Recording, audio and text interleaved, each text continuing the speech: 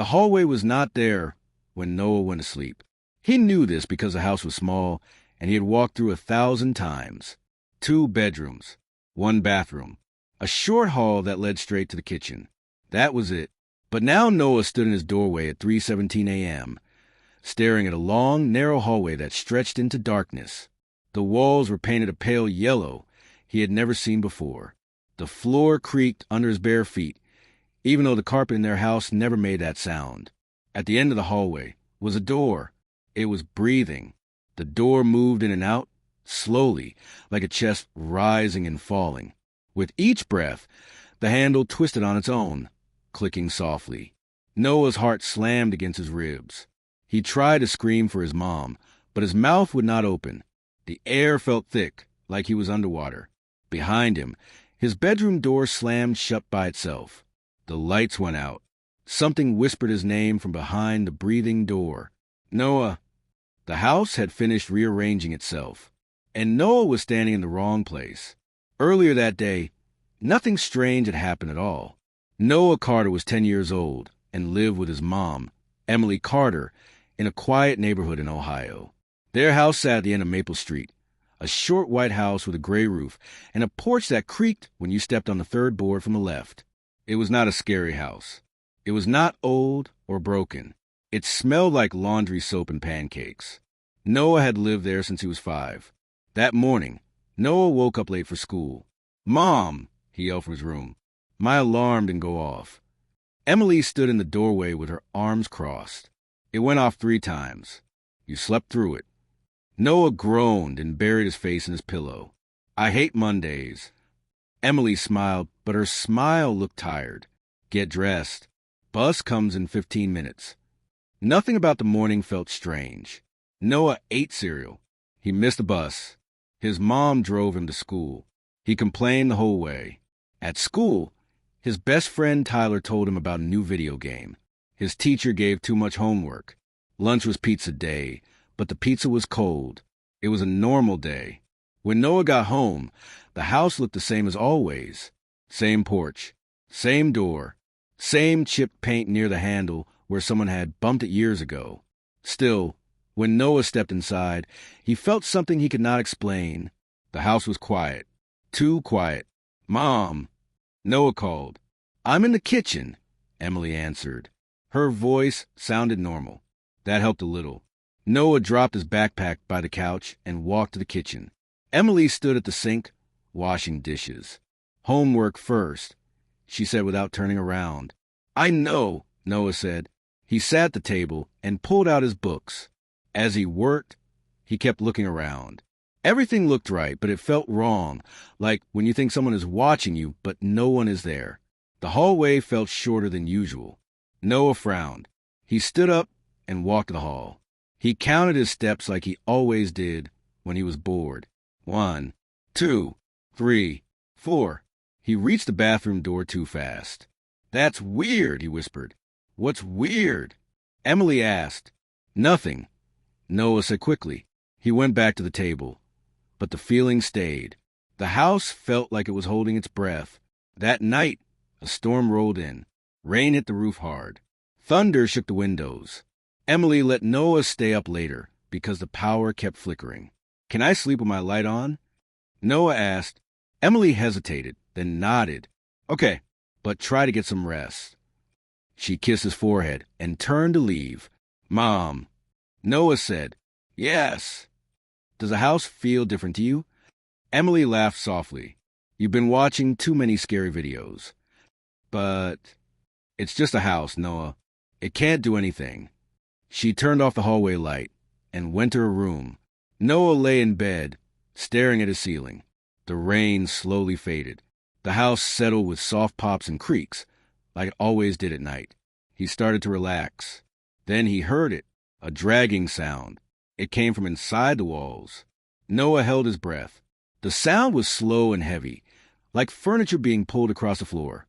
It moved from one side of the house to the other. "That's just the pipes," Noah whispered to himself. But the sound did not stop. The floor vibrated under his bed. His bookshelf rattled. A picture frame fell off the wall and hit the carpet with a dull thud. Noah sat up. The dragging sound became louder. Then it stopped. Everything went silent. Noah waited. Seconds passed. Then minutes.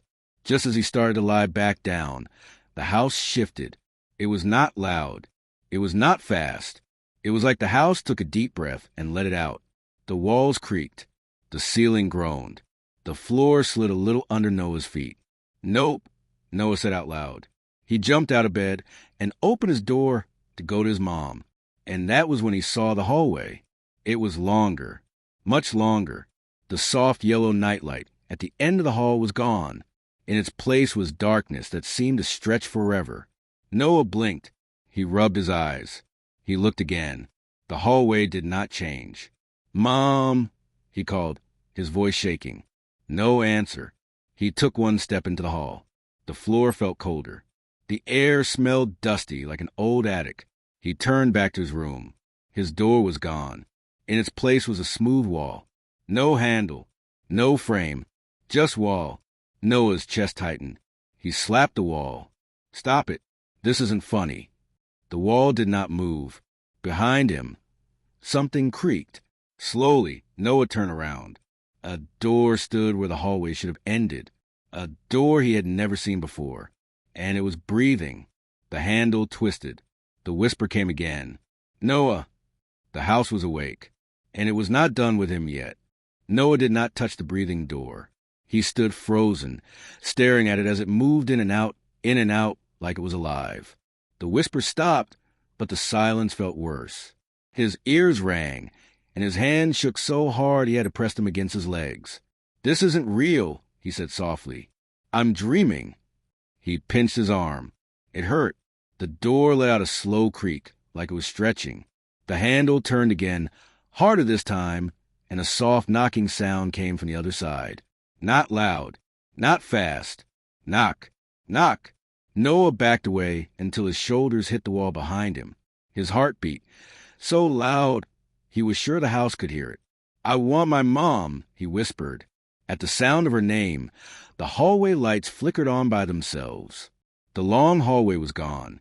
In its place was the short hallway Noah knew. Beige walls, family photos, the old carpet with the dark stain near the bathroom door. The breathing door vanished like it had never existed. Noah gasped and almost fell over. "What?" he said. His bedroom door was back too, right where it should be. He grabbed the handle and yanked it open. His room looked normal. Bed, desk, posters on the wall. For a moment, he felt silly. Then he noticed something small. His bed was on the wrong side of the room. Noah's stomach dropped. He knew his room. The bed had always been under the window. Now it was against the opposite wall, under his dinosaur poster. His desk had moved closer to the door. Even his nightlight was plugged into a different outlet. The house had changed it. Noah ran down the hallway to his mom's room. He did not knock. He burst inside. "Mom!" he shouted. Emily sat up in bed, eyes wide. "Noah, what is it?" "The house," he said, breathing fast. It moved. The hallway was... There was a door, and... Emily reached out and pulled him into a hug. "Slow down. You had a nightmare." "No, I didn't." Noah pulled back. "Look at my room. It's wrong." Emily sighed and stood up. She walked with him to his room and turned on the light. She looked around. Everything looked normal to her. "Noah," she said gently, "your bed has always been there." "No, it hasn't." Noah yelled. "It was under the window." Emily frowned. "Sweetheart, you asked to move it last summer. Remember? You said the window scared you at night." Noah opened his mouth, then closed it. Had he? His head felt fuzzy. The memory felt far away, like it belonged to someone else. I don't remember that," he said. Emily touched his forehead. "You're shaking. Come sleep in my room tonight." Noah nodded. He did not argue. They lay in Emily's bed, the lamp on, the rain gone. Noah stared at the ceiling while Emily slowly fell asleep. The house was quiet again. Too quiet. Noah did not sleep. He watched the door. He listened to every sound. Every creak made his body jump. Nothing happened. When morning came, the sun shone bright through the windows. Birds chirped outside. The house looked normal. Almost. At breakfast, Noah noticed the kitchen table was closer to the wall. The fridge hummed louder than usual. The hallway looked shorter again.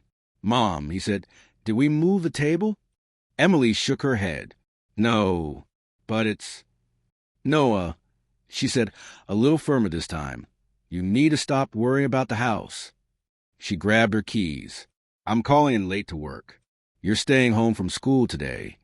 That should have made Noah happy. It didn't. As soon as Emily left the room to make a phone call, the house creaked. The floor shifted. The table slid an inch on its own. Noah screamed. Emily ran back in. "What happened?" "It moved." Noah shouted. "I saw it move." Emily stared at the table. It was still. "Noah," she said quietly, "this isn't funny. I'm not joking." Emily looked scared now, but not of the house. Of Noah. "I think you're overtired," she said. "Maybe sick." The rest of the day passed slowly. Emily stayed close, but every time she left the room, something changed. A chair turned. A door moved to a different wall. A closet became a pantry. By evening, Noah felt like he was going to cry. That night, Emily locked all the doors and windows. "It's just for peace of mind," she said. Noah lay in bed with his light on. The house waited. At exactly 3:17 a.m., the floor vibrated. The light went out. The walls began to slide. Noah sat up screaming as his room stretched longer and longer, the door pulling away from him. The house was rearranging itself again. And this time, it did not stop. The ceiling split open. Something began to crawl down. And Noah realized the house was not just changing rooms anymore. It was making space for something else.